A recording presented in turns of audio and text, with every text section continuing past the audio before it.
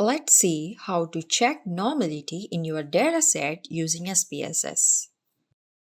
In here, I have three variables, variable 1, variable 2, variable 3. So I want to check normality in variable 1 and variable 2. Let's see how to do it. Go to Analyze, then click Descriptive Statistic, then Explore. So put our variable 1 and variable 2 into dependent list, then click Plot, then tick Normality Plot with Test, then tick Stem and Leaf, and tick Histogram, then Continue and click OK. This is our output results. So let's interpret these results one by one. Let's interpret the test of normality table. The test of normality table presents the results of the Kolmogorov-Smirnov test and the Shapiro-Wilk test, both of which are used to assess whether a variable follows a normal distribution. For both tests, null hypothesis is the data is normally distributed, and for alternative hypothesis is the data is not normally distributed. Short name for Kolmogorov-Smirnov test is KS test. The KS test checks the goodness of fit of the data to a normal distribution. The significant value for both variable 1 and variable 2 is 0.2, which is greater than the common alpha level of 0.05.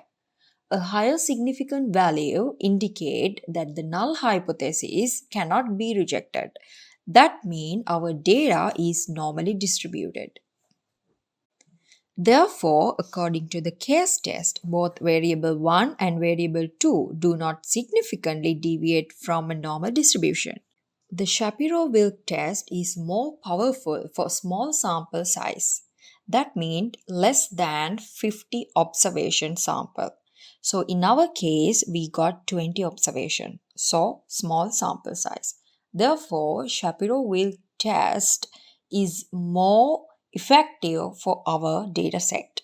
So the significant value for the variable 1 and variable 2 are 0.848 and 0.768 respectively. Both are greater than 0.05. This suggests that the null hypothesis of normality cannot be rejected, implying that both variables are normally distributed according to the Shapiro-Wilk test. We can check normality of our data using skewness and kurtosis value. For variable 1, skewness value is 0.025. Skewness close to 0 suggests that the distribution of the variable is symmetric.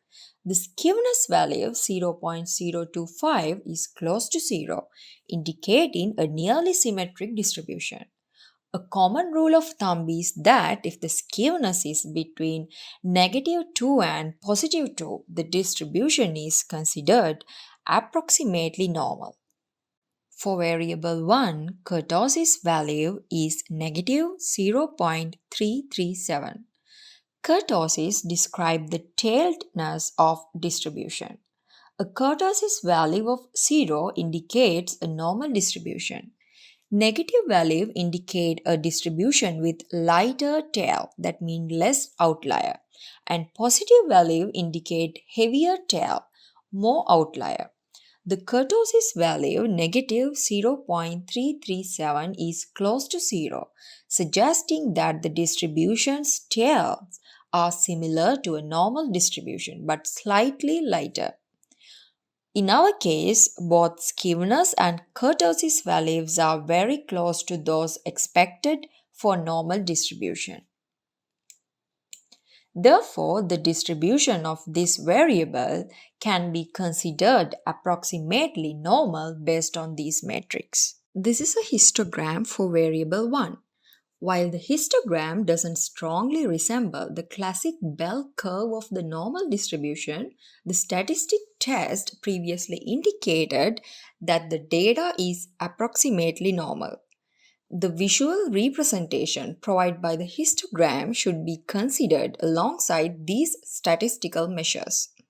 The data may not be perfectly normal, but there is no strong evidence to suggest a significant deviation from normality based on this histogram alone.